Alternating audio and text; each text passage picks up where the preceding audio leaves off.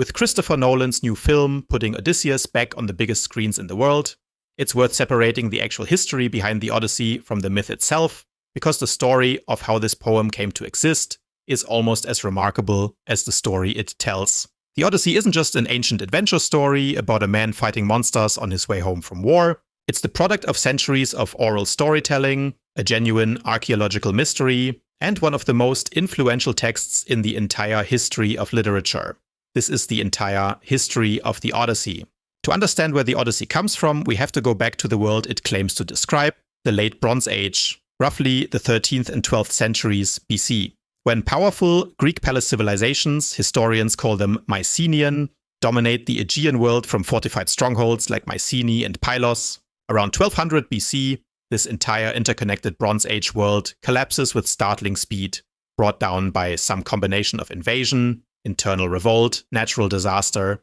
and the mysterious raiders known as the Sea Peoples, plunging Greece into several centuries of much simpler, poorer village life that later scholars call the Greek Dark Age. But the memory of that lost glittering Bronze Age world doesn't disappear. Bards, professional oral poets, keep the stories alive for generation after generation, singing of legendary kings, heroic warriors, and a great war fought over a city called Troy, long before anyone writes a single word of it down. That oral tradition eventually crystallizes into the two great epics attributed to a poet or poets known as Homer, the Iliad, focused on a few brutal weeks near the end of the Trojan War, and the Odyssey, following one of that war's surviving heroes on his long disastrous journey home. Most scholars place the composition of these poems sometime around the 8th century BC, not long after the Greek alphabet is adapted from Phoenician script, finally making it possible to write such enormous works down at all.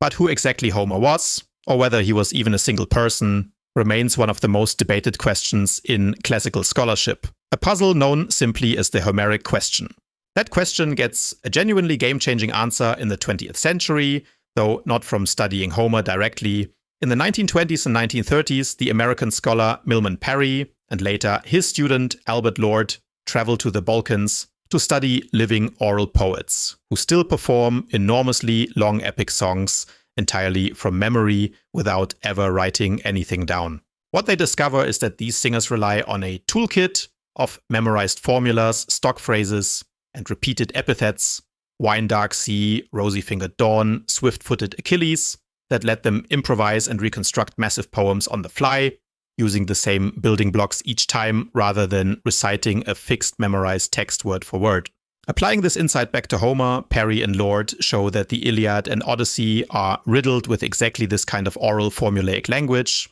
strong evidence that these poems aren't the invention of a single literary genius sitting down to write, but the polished, eventually written down endpoint of centuries of oral performance and refinement passed down through countless individual bards. But is any of the underlying story actually true? That question sends 19th century treasure hunters straight to northwestern Turkey. In the 1870s, the German businessman turned archaeologist Heinrich Schliemann, building on earlier work by the British consul Frank Calvert, excavates a mound called Hisarlik and uncovers not one city but multiple cities stacked directly on top of each other across thousands of years of continuous habitation and destruction. Schliemann's methods are famously crude by modern standards. He digs so aggressively that he destroys crucial archaeological layers in his rush to reach what he believed was Homer's Troy, and he controversially smuggles a hoard of gold artifacts he dubs Priam's treasure out of the country entirely. Later, more careful excavations identify one particular layer, known as Troy 7a, dating to roughly 1180 BC, showing clear signs of violent destruction by fire around approximately the right period for a Trojan War to have plausibly occurred. That doesn't prove the Iliad's gods, heroes, or wooden horse are historically real. Most classicists remain cautious about drawing a direct line from any single archaeological layer to Homer's specific story, but it does suggest the epics may preserve a distant, heavily mythologized memory of some real Bronze Age conflict, or conflicts near that site, reshaped and exaggerated across centuries of retelling before ever being written down. Whatever its historical kernel, the story the Odyssey actually tells is a masterpiece of structure, unusual for its era in ways still studied today. Rather than starting at the beginning, the poem opens roughly 10 years after the Trojan War has already ended, with its hero Odysseus, king of the small island of Ithaca, trapped for 7 years on the island of the nymph Calypso,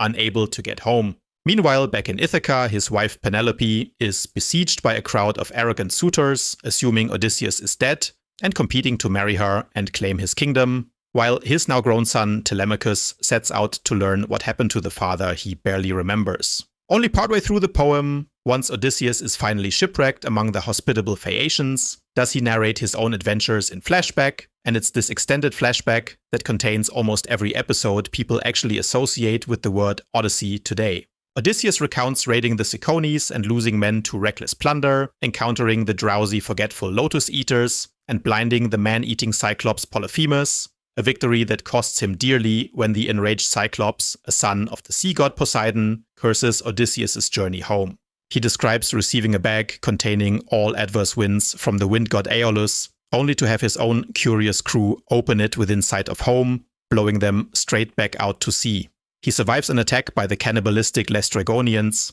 and spends a year on the island of the sorceress Circe, who transforms his men into pigs before eventually becoming an ally and lover. Circe sends him to consult the dead prophet Tiresias in the underworld, where he also encounters the ghosts of fallen comrades and his own mother. He sails past the deadly hypnotic sirens bound to his ship's mast to hear their song and survive, navigates the twin threats of the monster Scylla and the whirlpool Charybdis, and loses his last ship and crew entirely after his starving men, against every warning, slaughter and eat the sacred cattle of the sun god Helios. Once his flashback catches up to the present, the Phaeacians finally sail Odysseus home to Ithaca, where the goddess Athena, his longtime divine protector, disguises him as an elderly beggar so he can scout the situation before revealing himself. He reunites secretly with Telemachus, endures abuse and mockery from the suitors occupying his own home without breaking cover, and finally proves his identity by stringing his own massive hunting bow,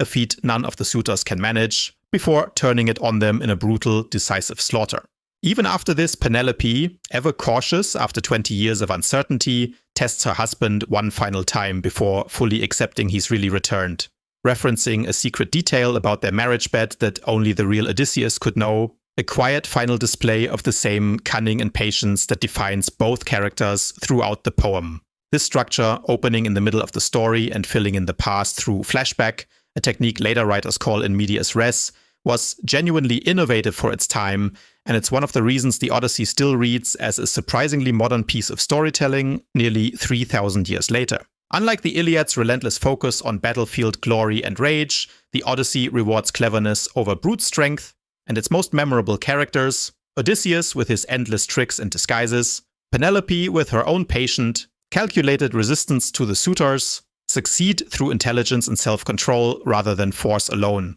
Getting this enormous oral poem into the fixed written form we can actually read today takes centuries in itself. Ancient tradition holds that the Athenian ruler Pisistratus in the 6th century BC commissions an official standardized text of Homer's epics for public recitation at Athens' major religious festival, the Panathenaia, though modern historians debate how much of that specific story is itself later legend. What's better documented is the work of scholars at the Great Library of Alexandria centuries later during the Hellenistic period, where figures like Aristophanes of Byzantium and Aristarchus of Samothrace study, compare and edit surviving manuscript copies, and it's from this Alexandrian scholarship that the Odyssey receives its now standard division into 24 separate books, one for each letter of the Greek alphabet. From there, the text survives the centuries largely thanks to Byzantine scholars and monks in Constantinople, painstakingly copying manuscripts by hand through the Middle Ages,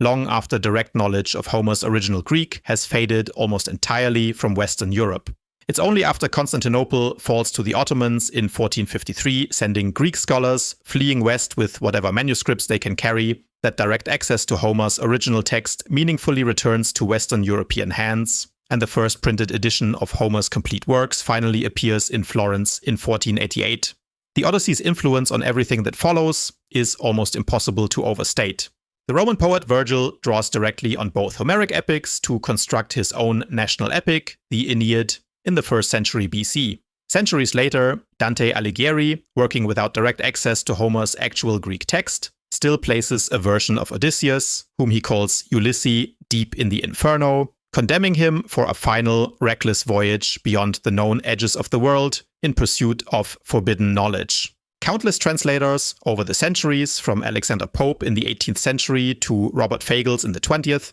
bring the poem to new generations of English readers, each shaping how the story feels in a new era. In 2017, the classicist Emily Wilson publishes the first English translation of the Odyssey by a woman, praised widely for its clear, accessible verse, and it's this translation that reportedly serves as a key inspiration for the newest and biggest adaptation of the story yet. Beyond direct translation, the Odyssey's structure and themes ripple through entirely new works. James Joyce's 1922 novel Ulysses reimagines Odysseus' decade-long journey as a single ordinary day wandering through Dublin, mapping the ancient poem's episodes onto the mundane details of modern life. 20th century cinema returns to the story repeatedly too, from a 1954 film starring Kirk Douglas as Ulysses to later television adaptations, and even loosely inspired detours like the Coen brothers' 2000 comedy Oh Brother, Where Art Thou? And now, in 2026, Christopher Nolan brings the story to theaters again, his first film since the Oscar-winning Oppenheimer, starring Matt Damon as Odysseus, alongside Anne Hathaway as Penelope, Tom Holland, Zendaya as Athena, Robert Pattinson, Lupita Nyong'o, and Charlize Theron, shot using newly developed IMAX film technology never used on a movie before. Nearly 3,000 years after wandering bards first sang of a clever king trying desperately to get home, the Odyssey is still being told, translated, argued over, excavated, and now filmed on a scale its original oral performers could never have imagined. Whatever real Bronze Age history sits buried somewhere beneath the legend, the story that grew out of it, of cunning over brute force, of a wife's patience matching her husband's endurance, and of a journey home that takes far longer and costs far more than anyone expects, clearly hasn't lost any of its pull on an audience, whether that audience is gathered around a fire in the Greek Dark Age or filling an IMAX theater nearly 3,000 years later.